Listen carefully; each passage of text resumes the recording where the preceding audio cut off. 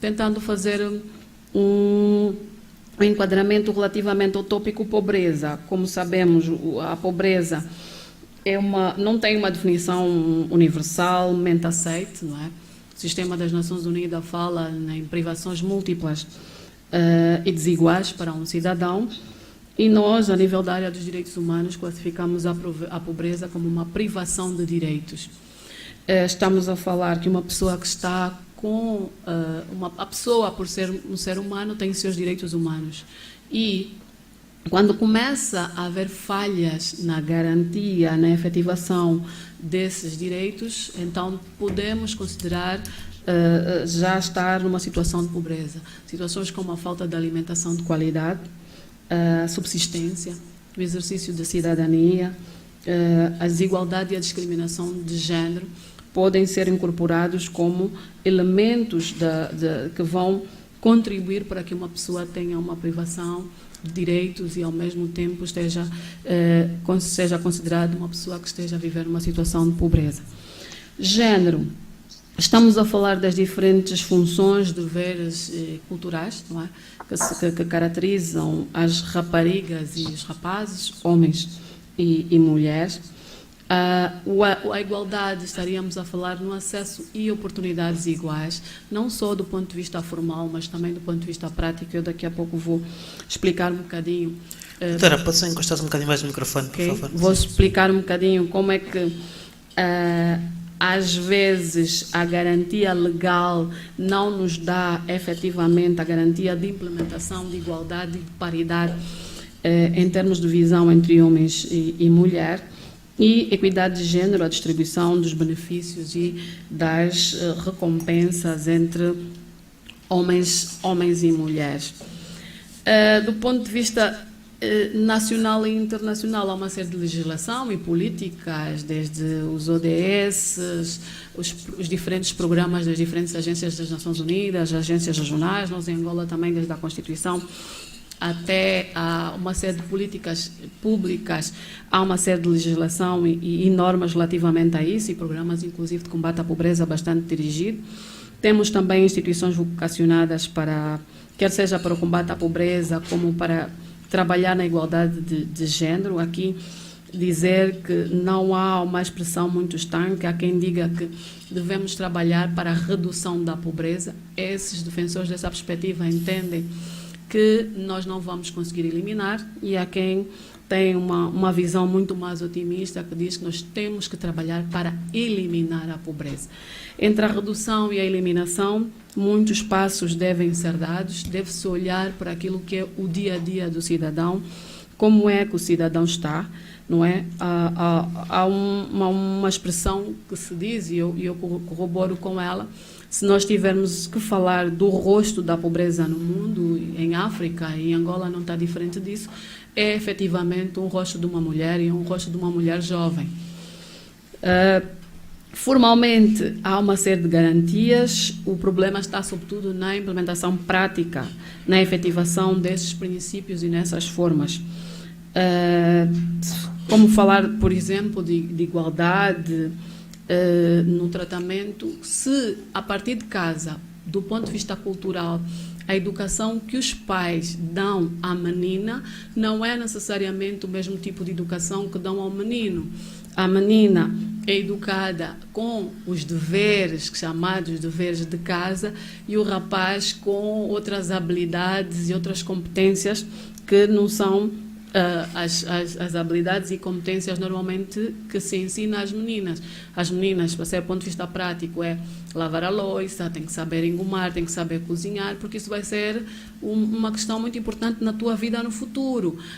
Pode ser para conseguir um emprego, se estivermos a falar sobretudo para famílias muito mais carenciadas, a perspectiva é essa, e para outras já não, olha, para quando estiver em casa do seu marido, poder fazer esse trabalho. O mesmo já não é aplicado na educação dos rapazes. Então, o rapaz tem uma educação diferente. E no momento da escolha, aquele pai, aquela mãe que não tem a possibilidade de mandar os dois para a escola, no caso de alguém que tem um casal, obviamente e tendencialmente, né, o que nos diz a realidade é que manda-se o rapaz e a menina fica para acompanhar e ajudar a mãe a cuidar dos outros irmãos e a fazer a lida da casa. Aqui temos já a partida uma desigualdade na educação nas famílias, não é uma estrutural. Outra questão também é relativamente à própria educação sexual e reprodutiva, não é? Como é que as meninas são educadas a cuidarem-se de si, da sua higiene menstrual, e os rapazes? Até que ponto elas têm informação e acesso aos diferentes mecanismos de educação sexual e reprodutiva, sendo que há aqui questões que devem ser discutidas, como, por exemplo, em que idade nós devemos começar a fazer a educação sexual das meninas e os rapazes. Isso é muito importante lá mais à frente, porque depois temos os problemas das gravidezes precoces, dos casamentos precoces, que vão trazer problemas de saúde, mortalidade e etc. A questão da gravidez, do casamento, da herança e da viuvez, aqui também repercute um bocadinho a forma como a sociedade, como as famílias vão educar os rapazes e as meninas. E no trabalho também. Uma menina faz um caminho, consegue ultrapassar todas essas barreiras, passar do ensino primário, ensino secundário, ensino médio e na universidade, e ter acesso a um emprego em igualdade de circunstância que um rapaz, imaginemos que num setor de topo, com taxas de salário bastante altas, mas se for um casal, não é? Há uma gravidez, estão grávidos, é uma expressão que se usa hoje, mas apenas um é que fica privado de continuar o trabalho. Tem que fazer a licença, se tiver uma gravidez de risco tem que parar, e aquilo que é a igualdade de oportunidade de acesso ao emprego, se vamos a falar o mesmo tipo de salário, o que é que vai dar? Que durante o período em que ela tem que fazer a gestação, fazer a licença, o rapaz vai continuar. Vai ter oportunidade de continuar no trabalho, formação, e obviamente quando ela volta 3, 4 meses depois, o barco andou e ela tem de alguma forma, está de alguma forma atrás, e isso tudo também condiciona no seu desenvolvimento. Vamos dizer, o setor, e formalmente o salário é igual, mas a partida, quando há uma série de condicionalismo que vão depois dificultar como barreira o acesso dessas meninas e raparigas, acaba por colocá-las um bocadinho mais atrás. E o mesmo se diz se estiverem em formação. Se por algum motivo forem adolescentes, estamos a falar 14, 15 anos, os dois numa relação, a uma gravidez, obviamente a menina para e o rapaz continua, não é? Os dois estão grávidos, mas os efeitos dessa gravidez não é igual para todos.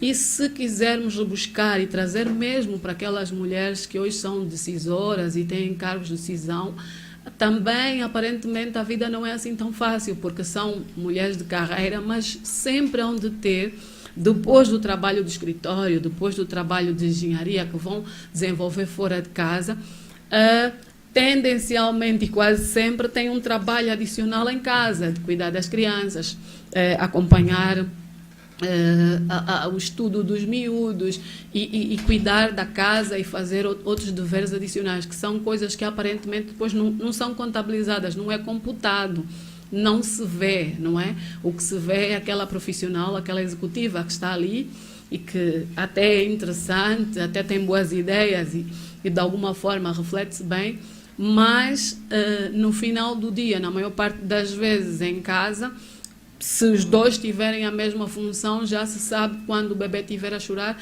quem vai levantar para cuidar da criança, quem tendencialmente vai fazer as tarefas, e estamos a vir da época de confinamento, em que muitos de nós, até os que tinham possibilidade de ter empregadas em casa, que não tiveram, quem teve que fazer esse trabalho de substituição, independentemente do teletrabalho e dos horários normais.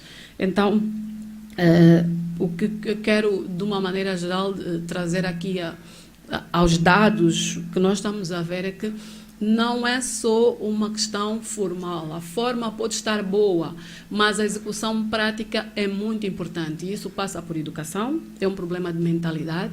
Temos muitas e muitas barreiras culturais. Se quisermos evoluir ainda mais para a intervenção das mulheres na vida pública, não é? há algumas políticas de género, e hoje mundialmente conhecidas, que falam no sistema das cotas. E então tens uma candidatura de 10 pessoas, olha, vamos aplicar aqui o sistema de cota, mas só há 5 vagas. E qual é a arrumação que quem apresenta a lista faz? 5 homens, 5 mulheres. Ok, muito bem, temos 50%. Qual é a ordem na tabela? Primeiro homem, segundo homem, terceiro homem, quarto homem, quinto homem, e as mulheres ficam lá no fim. Se conseguir 5 lugares, estão todos os lugares preenchidos por homens. Se conseguir 3 também. Eu disse, não, mas aqui não houve equilíbrio. Não houve sim equilíbrio. Tinham lá os 10, 5 ficaram em cima, só que 5 ficaram por baixo. Ou seja, cumpriu-se a política, mas a implementação prática foi desigual. Podia-se usar, por hipótese, o sistema zebra. Um homem, uma mulher, ou 2 homens, uma mulher, para poder fazer um equilíbrio de uma forma mais justa. Relativamente à questão questões aqui levantadas pelo estudo, que eu também gostaria de fazer aqui apontamentos, tem a questão relativa à educação formal e o ensino primário. Porque é que normalmente há essas privações por parte das mulheres relativamente à educação? Como eu disse, à partida, quando há dificuldades de acesso e os pais têm que escolher entre as meninas e os meninos, eles vão optar tendencialmente pelos meninos. E quando optam pelos dois, muitas vezes a lida da casa e as obrigações com a ajuda da família, tendencialmente, os mais prejudicados são as raparigas. Se tivermos a falar da gestão financeira, não é? O estudo trouxe-nos aqui um dado muito interessante, diz que a maior parte das mulheres tem pouco poder de decisão financeira e dos gastos da família. Mas se sairmos do sistema do setor formal, onde efetivamente ainda os homens são a maioria, e formos para o setor informal, percebemos que quem está a gerir as famílias são maioritariamente mulheres. E é interessante que, do ponto de vista dado prático, quem está a gerir a família são as mulheres. E já são domésticas. O homem não é doméstico, não é? Mas as mulheres são domésticas. Eu não sei qual é se existe um nome para aquele marido, para aquele companheiro que fica em casa, não é? Mas as mulheres já está, é doméstica. E isso não é profissão. Né? E depois vem aqui um dado interessante dizer, pois, ela até pode ser doméstica, ou até pode ser zungueira, ou pode ser o que for, mas não é ela que tem a gestão financeira da família. Se calhar, se perguntássemos de forma diferente, quem tem a gestão dos filhos, quem tem a gestão do que é o principal na família, talvez aí conseguíssemos ter uma resposta de que são as mulheres. Mas já a gestão financeira não é. E mesmo em casos em que a mulher é a principal provedora, ou seja, ela é quem traz mais recursos, a gestão financeira é sempre decidida pelos dois com um pendor masculino. Vamos comprar o que agora? Vamos comprar a máquina de lavar ou vamos comprar o televisor? Se calhar vamos comprar o televisor e não vamos comprar a máquina de lavar porque a mão dela ainda está boa para ir lavar. Então, uma série de questões e questões práticas que são próprias do nosso contexto. Outra é a questão da participação na vida política, na vida pública. Tendencialmente, por causa das ocupações, as mulheres não participam, algumas participam, não é? Eu me lembro de ter visto há algum tempo atrás uma sondagem que foi feita sobre a questão do valor do voto feminino. E o que essa sondagem dizia é que as mulheres são maioria. Aliás, o censo diz, o estudo também diz, mas é uma maioria desqualificada, entre aspas. Por que uma maioria desqualificada? É uma maioria desqualificada porque o voto da mulher não é o voto da sua intenção. É o voto da intenção do seu companheiro, quando já tem um marido. Quando está na casa dos pais, é o sentido do voto do meu pai, o sentido do voto da minha mãe. É um bocadinho ali no seguimento. E então ela tem uma opinião, quando tem, mas muitas vezes essa é uma opinião que vem condicionada.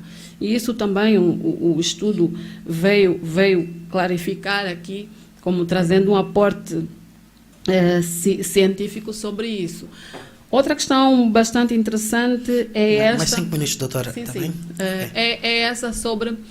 o que é que as pessoas acham sobre salário igual? Penso que é politicamente correto e muito bonito dizer sim, eu quero que a minha colega, eu homem, quero que a minha colega tenha o mesmo salário que eu. Mas, como eu disse, depois há uma série de condicionalismos que fazem com que haja desigualdades mesmo onde há um imperativo formal de igualdade.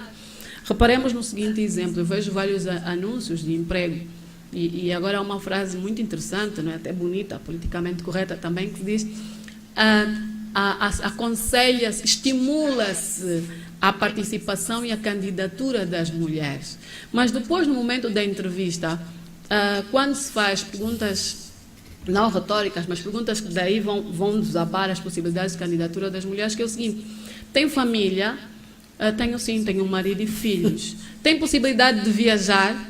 Tenho, mas a resposta do avaliador vai ser não tenho. Por quê? Porque a partir de uma mulher que tem marido e filho, não há de concorrer em igualdade de circunstância com o homem nas mesmas características para poder concorrer para um posto onde tem muitas viagens. Não é? Porque a partir de quem está a contratar vai entender isso como um empecilho. Ela é mãe, não sabemos se está a dar de mamar ou se não está a dar de mamar, se vai ter possibilidade de deixar o marido e os filhos para poder fazer essa viagem. O mesmo nos postos de trabalho. É frequente quando alguém tem um posto fora da sua localidade, e vemos muito, e seria interessante algum dia trazermos aqui um aporte relativamente a dados estatísticos. É muito mais frequente as mulheres terem que abandonar os seus empregos para irem acompanhar os maridos do que os maridos abandonarem os seus empregos para irem acompanhar as mulheres, até porque a sociedade vai a rotular. Então, porque ninguém pergunta dos dois quem tinha o melhor salário. Ninguém pergunta, se o marido foi, independentemente da progressão e da carreira dela, ela quase que automaticamente e sem pergunta e sem questionamento deve ir atrás do seu marido para manter a família. E ele não pode abandonar o projeto e ficar sabendo que a mulher está numa situação de melhor capacidade financeira e etc. Então, de uma maneira geral, são alguns aportes que eu gostaria de trazer aqui a perspectiva dos direitos humanos e a perspectiva da diferenciação, que é muito mais profunda, que não passa só por garantia de uma legislação que diz homem e mulher são iguais e o salário que eu vou pagar para quem concorrer para essa categoria é este.